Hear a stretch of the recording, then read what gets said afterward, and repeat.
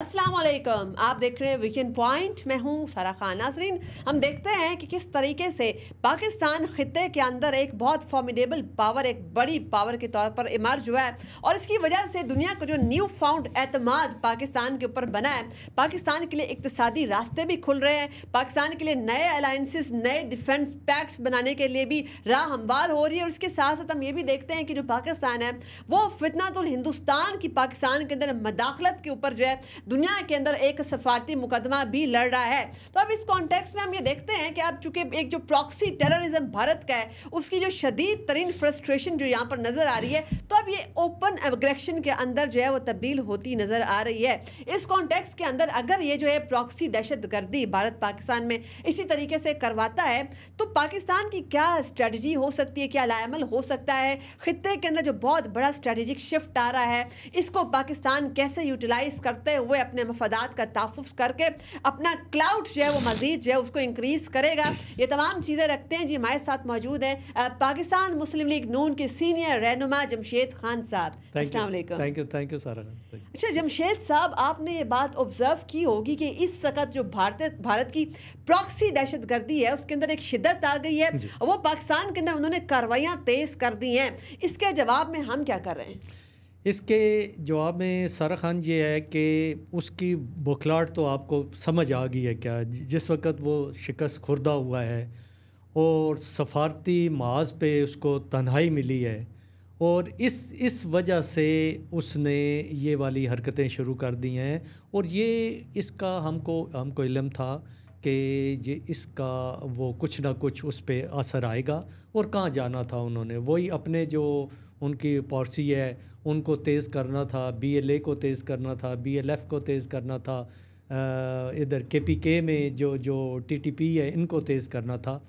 लेकिन आप देखें कि जे आपका जो एक हुकूमत का और मिलिट्री इस्टेब्लिशमेंट का एक ऐसे तरीके से जो उन्होंने काम किया है और जंग को जिस तरह 5 घंटे की जंग के बाद के इससे भी एक ज़्यादा जो चीज़ ज़रूर हो गई है कि अब आप देख लें कि वो बदला लेने की तो वो है ना, इसी में है कि वो किसी वक्त वो पाकिस्तान से बदला लें, किसी वक्त वो पाकिस्तान को नुकसान पहुँचाएँ।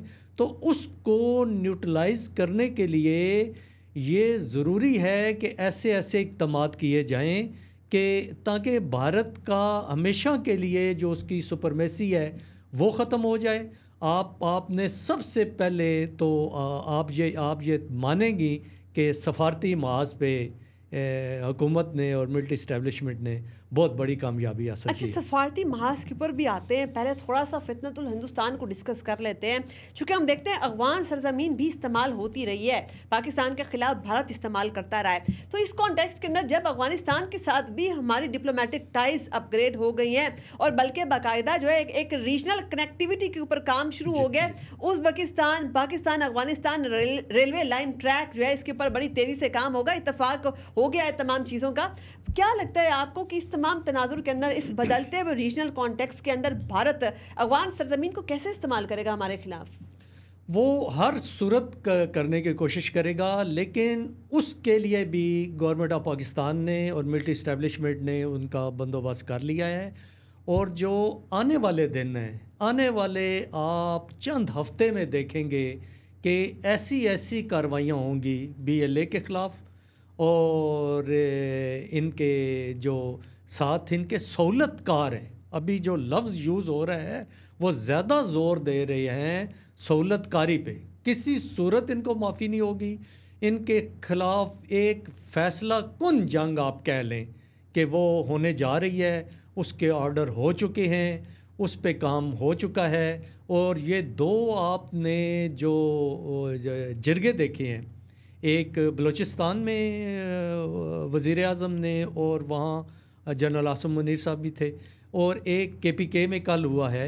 ये जिनको उन्होंने एड्रेस किया है वो असल जो KPK के या बलूचिस्तान के अमायदीन हैं उनको उन्होंने बिठाया है उनको। और जो आप देखें, ये आप भी इस बात को सारा खान मानेंगी कि बलोच रवायात या KPK की रवायात اس میں عورتوں کو مارنا یا بچوں کو مارنا کسی صورت نہیں ہے. یہ جو کچھ ہو رہا ہے یہ بھارت کروا رہا ہے, راہ کروا رہی ہے. یعنی کسی آئیڈیالوجی کے ساتھ کوئی تعلق نہیں ہے اس تحریک کا. یہ جو یہاں پہ دہشت گردی تخریب کاری ہو رہی ہے, نہ تو اس کا کوئی فلسفہ ہے اور نہ ہی اس کے ساتھ کوئی عوامی سپورٹ ہے. چونکہ دیکھتے ہیں تمام عمائدین افواج کے ساتھ کھڑے میں اس جرگے نے اپروو کر دیا. اس جرگے نے اپروو کیا ہے اور جو اصل لوگ ہیں وہ وہاں بیٹھے ہیں. آپ دیکھیں کے پی ٹی آئی کی گورنمنٹ ہے نا, کیا وہ آپ سٹیج پہ بیٹھے ہوئے تھے نا سارے. انہوں نے ایک میسج دیا ہے کہ پاکستان کے دفاع میں یا اس دہشت گردی کے خلاف ہم گورنمنٹ کے ساتھ ہیں, گورنمنٹ کا حصہ ہیں. اور جہاں افسوس کی بات ہے جو کرنے جا رہی ہے, جو پی ٹی آئی کے اوورسیز بندے ہیں, اگر وہ زبان بول رہے ہیں تو وہ مودی کی زبان بول رہے ہیں. ان کے آپ ویلاگز دیکھ لیں, ان کے بیانات دیکھ لیں, ان کے ٹویٹ دیکھ لیں, وہ باتیں کر رہے ہیں جو مودی کو سپورٹ کر رہی ہیں. اور یہ انتہائی افسوس کا مقام ہے جو ان کو نہیں کرنا چاہیے پاکستان کے دفاع پہ یا پاکستان کی سلامیت پہ. ریاست اور سیاست کا فرق جو ہے سب کو کرنا چاہیے. اچھا, آپ ذرا سفارتی محاذ کے اوپر آ جاتے ہیں. آپ دیکھتے ہیں کہ جو ہمارا سفارتی مشن ہے اس کا پیغام پیس, ریسٹرینٹ, ڈپلومیسی ہے. ہم نے اقوام متحدہ کے ساتھ بات کیوں کی ہے, وہاں پر اپنا مقدمہ کیوں پیش کیا ہے؟ چونکہ پاکستان امن کا خواہاں ہے. بھارت وہ اتنا زیادہ اقوام متحدہ سے کترا کیوں رہا ہے کہ وہاں پر ان کا مشن نہیں گیا؟ وہاں کہیں بھی نہیں جائے گا مشن ان کا. اور آج یہ امریکہ میں ہیں, بلاول بھٹو ان کی سربراہی کر رہے ہیں. اس کے بعد انہوں نے برطانیہ جانا ہے اور بھی ملکوں میں جانا ہے. اور وہ بہت اچھے طریقے سے اپنا ایک گورنمنٹ کا ایک پارلیمانی وفد کے طور پہ, وہ سیاسی طور پہ وہ لے کے جا رہے ہیں. اور اس میں آپ یہ دیکھیں کہ ان کو بھارت کو نہ صرف آپ سمجھیں کہ اس پہ ڈیفیٹ ہوئی ہے, دنیا میں کوئی ملک مجھے بتا دیں جو بھارت کے ساتھ کھڑا ہے. یعنی آپ چھوٹے چھوٹے بھوٹان لے لیں, سری لنکا لے لیں, بنگلہ دیش نے تو اتنا بڑا یو ٹرن لیا ہے کہ آپ اس پہ سوچ نہیں سکتے. مجیب الرحمان کی وہ شیخ مجیب کی تصویریں تھیں نوٹوں پہ, وہ ہٹا رہے ہیں. اور وہ پاکستان کی طرف ایک وہ خاندان, ایک مجیب خاندان, حسینہ واجد, ان کا تو بنگلہ دیش سے صفایا ہو گیا ہے. اور یہ کس ایک ملک ہے جس نے وہ کہہ رہے ہیں کہ بھارت کو سپورٹ کیا ہے. اسرائیل کی بات کر رہے ہیں, اس کی بھی تردید آ گئی ہے. اس نے کہا ہم نے سپورٹ کوئی نہیں کیا, ہم نے صرف ہتھیار بیچے. جمشید صاحب, آپ نے تو بہت ہی زیادہ کھلی بےزتی کر دی ہے. تو ایک اور بھی جو پرانا پارٹنر تھا ایک بھارت کا, روس, آپ دیکھتے ہیں کہ ہمارا ایک وفد وہاں پر بھی گیا ہوا ہے سفارتی مشن کا. اور سینیٹر مشاہد حسین سید نے ایک ویڈیو پیغام جاری کیا. وہاں پہ وزیر خارجہ جو ہیں وہ روس کے, ان کے ساتھ ملاقات کے بعد, اور انہوں نے یہ پیغام دیا کہ جی بھارت کی ویسٹرن الائنسز کے ساتھ شمولیت اور چائنا کے خلاف جو محاذرائی یہاں پر ریجن میں ہے, روس اس کی شدید مخالفت کر رہا ہے. جی ایک روس نے بھی اپنی پالیسی ساری چینج کر رہی ہے, جس پہ بھارت پریشان ہے کہ یہ روس کیا کر رہا ہے. اور یہ سندور کا تندور بننے کے بعد یہ ہوا ہے, یہ پہلے انویسٹمنٹ نہیں آئی تھی. یہ جو جنگ ہے, اس جنگ کے بعد وفد گیا ہے, اور اس کے بعد سٹیل مل میں, پاکستان کی سٹیل مل میں, اور اتنی بڑی وہ روس انویسٹمنٹ کرنے جا رہا ہے. اور یہ تو بالکل آپ وہ جو ہم نے پچھلے پروگرام میں سارا خان کہا تھا نا کہ آپ کو اس جنگ کے بعد دنیا کا نقشہ بدلتا نظر آئے گا, وہ چیز اب وہ تقریباً آہستہ آہستہ اس طرف جا رہی ہے. امریکہ کا دیکھ لیں کہ کیا حال کیا ہے. کیا ٹیسلا کی الیکٹرک کاریں بننے کا ٹرمپ نے منع کر دیا ہے نا, اور ایپل کا بھی انہوں نے کہا کارخانہ. یہ معاشی طور پہ کتنا بڑا ان کو نقصان ہے, ایک بہت بڑا سیٹ بیک لگا ہے. چونکہ ایک ایسا ملک جو کہ جنگی جنون کے اندر مبتلا ہوتا ہے, وہاں پر انویسٹمنٹ کون لے کر آئے گا؟ کون سا ملک جو ہے وہ ان کے ساتھ معاہدے کرے گا, پیکٹس کرے گا؟ جو کہ ٹریٹیز کی دھجیاں اڑانے والا ملک ہے, اس کے ساتھ کون معاہدے کرے گا؟ سارا خان, میں صرف ایک بات جو وہ آپ کے پروگرام کے وسعت سے کہنا چاہتا ہوں کہ یہ اس روٹ جو ہے نا، جو آپ کی ترقی کا روٹ ہے، چائنا سے لے کے افغانستان اور ترکمانستان اور ازبکستان، اور اس ترقی کے روٹ میں ابھی جو رکاوٹ آ رہی ہے وہ یہ دہشت گردی ہے، ڈیجیٹل دہشت گردی ہے. اور گورنمنٹ آف پاکستان نے یہ طے کر لیا ہے، ملٹری اسٹیبلشمنٹ نے یہ طے کر لیا ہے، اور خصوصاً جو واقعہ ہوا ہے جعفر ایکسپریس والا بلوچستان میں، اور خزدار والا، یہ بچوں پہ جو وہ بس والا ہوا ہے، اس کے بعد آپ ان کا بالکل صفایا ہو جائے گا. اور یہ اگلے مہینے 2 مہینے میں آپ کو یہ روڈ امن والا روڈ نظر آئے گا. اور یہ دہشت گردی کا بیج اس علاقے سے طے کر لیا ہے گورنمنٹ نے اور فوج نے کہ ان کا بیج ہم نے یہاں سے ختم کرنا ہے. چونکہ وہ آلریڈی جو ہے فتنۃ الہندوستان، اس کے بیکرز، اس کے فائنینشیئرز کو ایکسپوز کر چکے ہیں. اس کے اوپر بھی ذرا روشنی ڈالے تھوڑی سی، کہ ہم یہ بھی دیکھتے ہیں چونکہ خطے کے اندر ایک بڑے بڑے اسٹریٹجک شفٹ آ رہے ہیں، پاکستان کے اوپر دنیا اعتماد کر رہی ہے، پاکستان ایک طاقتور ملک ہے، دنیا کو سمجھ لگ گئی ہے. تو اب ہمارے لیے نئے اقتصادی راستے کھل رہے ہیں. مجھے بھی سمجھ لگی ہے کہ کمزور کے ساتھ کوئی کھڑا نہیں ہوتا، طاقتور کے ساتھ لوگ کھڑے ہوتے ہیں، اور لوگ ان کی زبان پہ اعتبار کرتے ہیں. دیکھیں پاکستان جو کہہ رہا ہے، پوری دنیا پوری ایک لائن دیکھ رہے ہیں نا، عرب کنٹری سے نکل کے بھوٹان، سری لنکا، آپ آگے تک چلے جائیں، امریکہ تک چلے جائیں، یورپی یونین تک چلے جائیں، وہ ان کی بات پہ یقین کر رہے ہیں. حافظ منیر کی زبان پہ یقین کر رہے ہیں، شہباز شریف کی زبان پہ یقین کر رہے ہیں کہ یہ جو کچھ کہہ رہے ہیں سچ کہہ رہے ہیں.